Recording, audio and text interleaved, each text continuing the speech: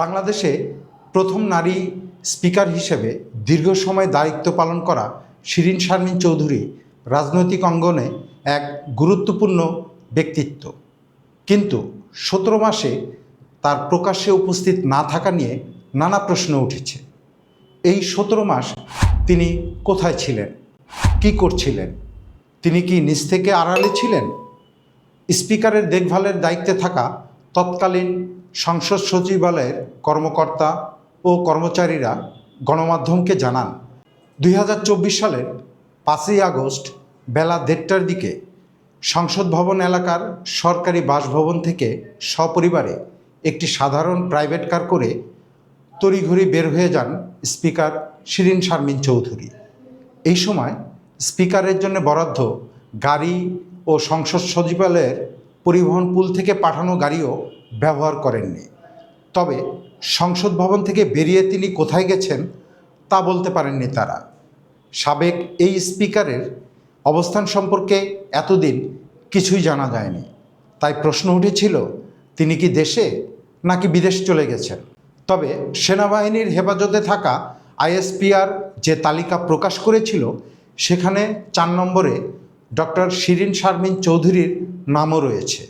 তাহলে প্রশ্ন আসতে পারে, সর্বশেষ অবস্থান যেহেতু সেনাবাহিনী নিশ্চিত করেছে, তাহলে পরবর্তী লক্ষ্য কিংবা অবস্থানও সেনাবাহিনীর অবগত বলে বিবেচনা করা যেতে পারে। তাই জনমনে প্রশ্ন উঠেছে, সাবেক স্পিকার ডক্টর শিরীন শারমিন চৌধুরী কোথায় ছিলেন? এটা বিগত তত্ত্বাবধায়ক সরকার জানতেন। তেমনি জানতেন বিগত সরকারের উপদেষ্টা আসিফ নজরুল, নাহিদ ইসলাম, হাসনাত আবদুল্লাহ, সার্জিস আলম এবং বর্তমান সরকারের শীর্ষ নেতৃবৃন্দের নেতারা সহ আরও বেশ কিছু ব্যক্তিবর্গ। তাহলে এতদিন কেন ওনাকে গ্রেফতার করা হলো না?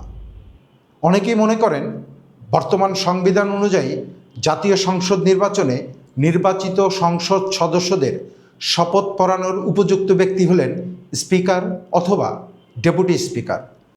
আর তাদের অনুপস্থিতির কারণে সেটি সম্ভব না হলে এই অনুপস্থিতি বিগত সরকার কাজে লাগিয়েছে এবং ইচ্ছাকৃতভাবেই স্পিকার শিরীন শারমিন চৌধুরীকে প্রকাশ্যে উপস্থিত করেননি কিংবা গ্রেফতার করেননি।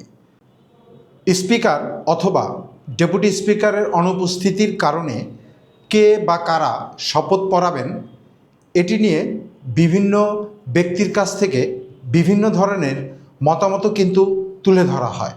তবে সকল মতামতের মধ্যে প্রাধান্য পেয়েছে রাষ্ট্রপতি কর্তৃক মনোনীত কোনো ব্যক্তিকে দিয়ে শপথ পড়ানো অথবা ৩ দিন অপেক্ষা করে সংবিধান অনুযায়ী প্রধান নির্বাচন কমিশনের কর্তৃক শপথ পড়ানো।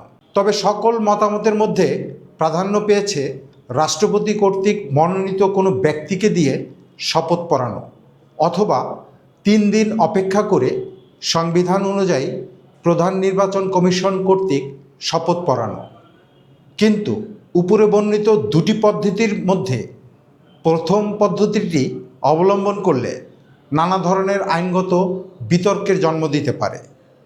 বাংলাদেশের সংবিধান অনুযায়ী রাষ্ট্রপতি কখন প্রতিনিধি নিয়োগ করতে পারেন?